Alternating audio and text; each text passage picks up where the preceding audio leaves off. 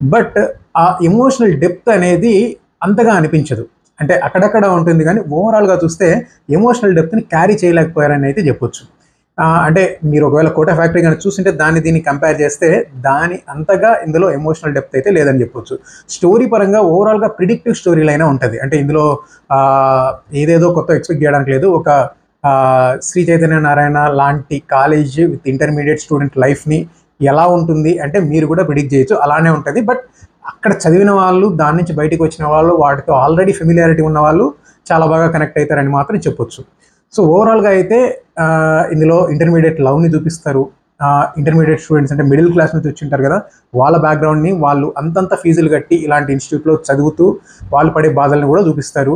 So అంటే ఓవరాల్‌గా చెప్తే వర్త్ వాచ్ అనే చెప్పొచ్చు. అంటే మొత్తం ఫస్ట్ నుంచి లాస్ట్ దాకా అదే ఎమోషన్ అయితే క్యారీ అవ్వదు. అక్కడక్కడ ల్యాగ్స్ ఉంటాయి. కొంచెం అంత ఎమోషనల్ డెప్త్ ఒక్కొక్క చోట ఉండదు.